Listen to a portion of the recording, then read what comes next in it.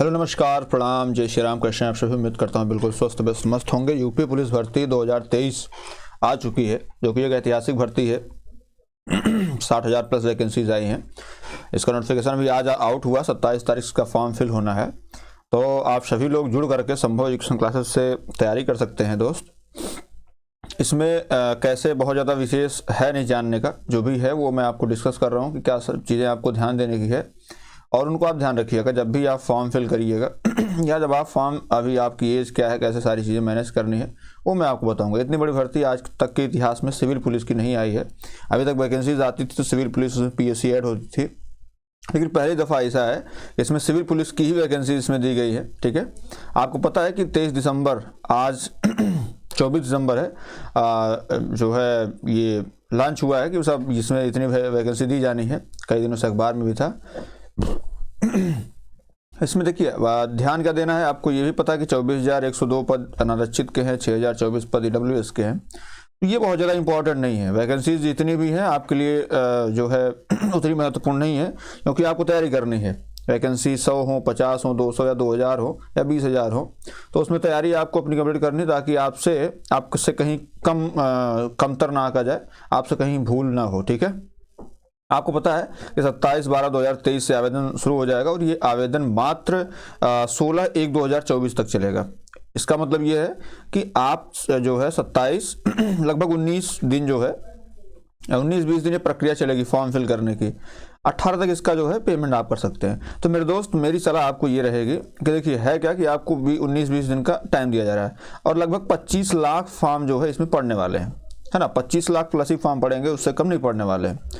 तो बिल्कुल ये उम्मीद की जा सकती है कि साइट जो है वो क्रैश होगी। क्रैश इन द सेंस आपको फॉर्म फिल करने में थोड़ी सी बाधा उत्पन्न हो सकती है, ऐसी उम्मीद की जा सकती है। ठीक है, तो अगर आप जैसे शुरू में ही आप कर लेंगे, आप 27 को ही हम फॉर्म फिल करें, 27, 28, 29 या 30, इधर 3-4 दिन जो शुरू के होते हैं, तो उसमें आप फॉर्म फिल कर लें। अच्छा है क्या कि जैसे ये फॉर्म आपका फिल कर पाएंगे, तो आपको जो डॉक्यूमेंटेशन करना है ना, वो आप पहले ध्यान दीजिए कि भाई डॉक्यूमेंट में क्या है। जैसे ओबीसी वाले हैं तो उनके लिए जो भी डॉक्यूमेंट है वो अपना कलेक्ट कर लें। ईडब्ल्यूएस के लिए जो है वो अपना कलेक्ट कर लें। एससी एसटी के जो कैटेगरी के छात्र हैं वो अपना डॉक्यूमेंट कलेक्ट करें, ताकि इससे पहले जब आप फॉर्म फिल करें, है ना।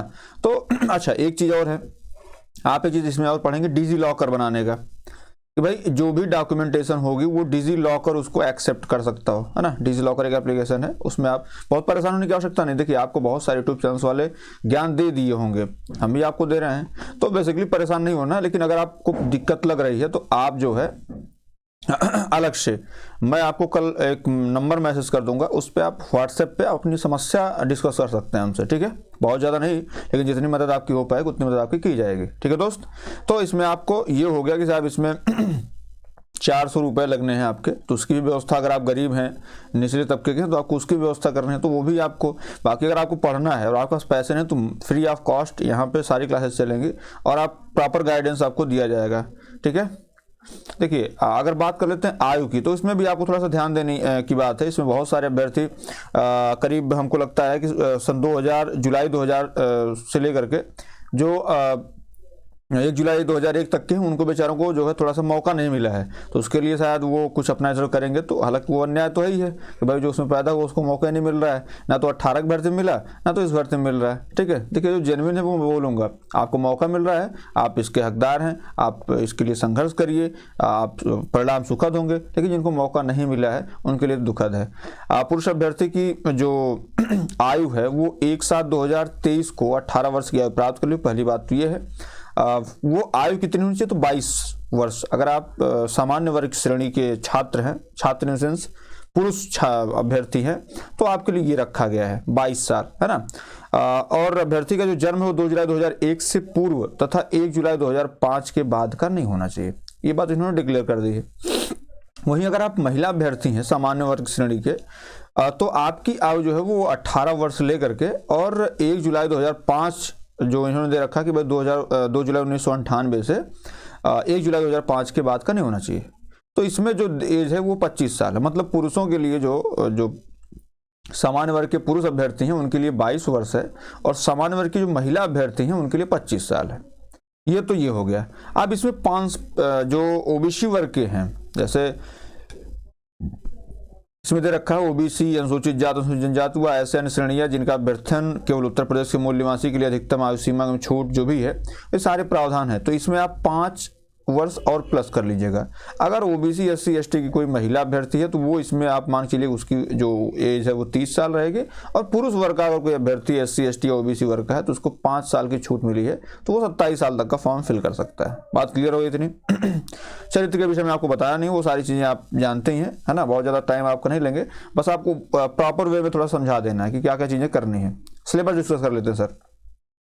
सिलेबस में क्या है, मैं देखिए जो पूरा पेपर है वो मैं आपको एनालिसिस कराऊंगा। पहली बात तो ये है कि जो भी 2013 से पेपर हुए हैं वो पेपर सारे के सारे आपको, जैसे जीएस हिंदी, वो 2 मैं आपको पढ़ाऊंगा, तो वो सारे पेपर मैं आपको डिस्कस करूंगा कि साहब पिछला क्या आया है। क्योंकि देखिए अगर हम जैसे युद्ध के विषय में जानते हैं कि अगर हम युद्ध की तैयारी कर रहे हैं तो पिछला युद्ध अगर हम कोई जीते हैं तो उसमें हमारी क्या रणनीति थी, या पिछले जो हम हारे हैं उसमें हमारी क्या रणनीति थी जिसकी वजह से हम हारे, उस पर चर्चा होनी चाहिए। और कहाँ हम कमजोर थे उस पर हम थोड़ा सा काम करेंगे तो मजबूती प्राप्त होगी।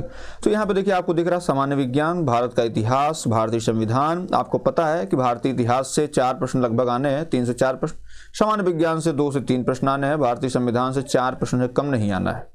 इकोनॉमी की बात कर लेते हैं तो ये आपके 2 प्रश्न आएगी। जनसंख्या, पर्यावरण, यूपी स्पेशल, ये सारी चीज़ों पे अगर हम चर्चा कर लेते हैं तो आपके 1-1-2 नंबर। जैसे आपको मैं बताऊं जैसे प्रॉपर वे में कि भैया आपको बहुत ज़्यादा नहीं पढ़ना है। जैसे उत्तर प्रदेश में राजस्व, पुलिस, प्रशासनिक व्यवस्था, मानवाधिकार पढ़ लेना है, 1 क्वेश्चन तय है, ठीक है। आंतरिक सुरक्षा, आतंकवाद से लगभग 1 क्वेश्चन तय आता है, तय माना जाता है। यहाँ और यहाँ मिला के भारत और उसके पड़ोसी देशों के बीच संबंध, ठीक है। राष्ट्रीय अंतर्राष्ट्रीय महत्व के समसामयिक विषय, ये करंट अफेयर में डिस्कस करूंगा आपसे, उसके लिए बेफिक्र रहिए आप। समस्या जैसे देखिए जो अंतर्राष्ट्रीय संगठन अभी हैं चल रहे हैं उन पे आपको 1 प्रश्न आना है। और विमुद्रीकरण, ऐसा नहीं कि वहां से वहां प्रश्न पूछा जाएगा। साइबर क्राइम से बहुत ज्यादा प्रश्न आना है, लेकिन जीएसटी से प्रश्न आता है, आप देख ही चुके हैं। पुरस्कार और सम्मान हो सकता प्रश्न आ जाए, उम्मीद कम है। लेकिन देश राजधानी मुद्राएं, यहां से आप 2 प्रश्न मान चलिए। महत्वपूर्ण दिवस 1 प्रश्न। अनुसंधान एवं खोज 1 प्रश्न।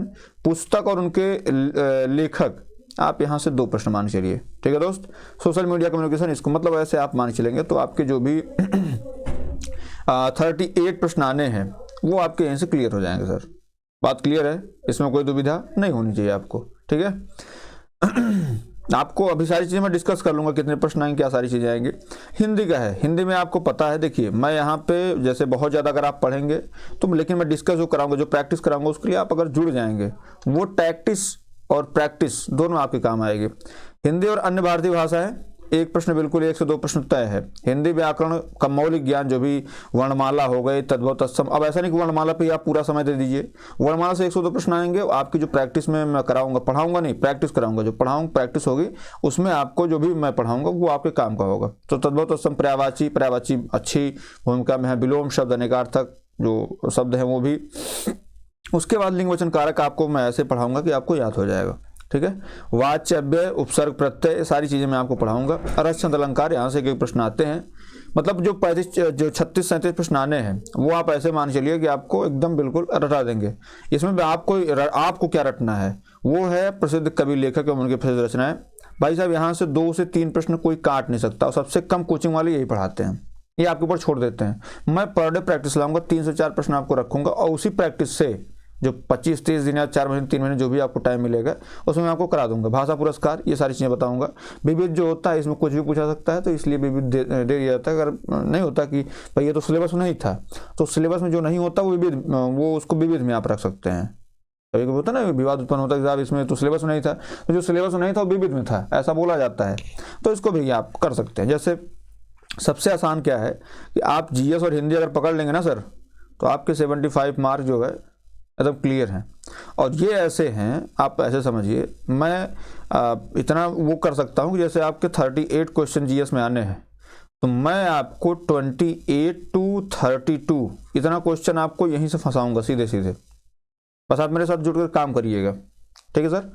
रही बात रीजनिंग की और मैथ में, तो वो डिस्कस थोड़ा सा आपको कर लेते हैं। जैसे देखिए मैथ में जो आपको दे रखा है, संख्या पद्धति दे रखा है, सरलीकरण दे रखा है, दशमलव भिन्न दे रखा है, सारी चीज़ें दे रखा है इसने।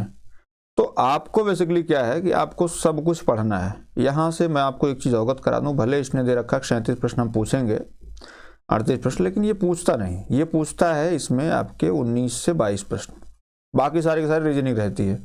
तो आपको काम जो करना है, तो जैसे इसमें रीजनिंग दे दिया कि नहीं दे दिया, अब ये सारे रीजनिंग के पार्ट हैं, तो अब इसमें 19-20 ये पूछ लिया, अब आधे प्रश्न रीजनिंग के आ गए।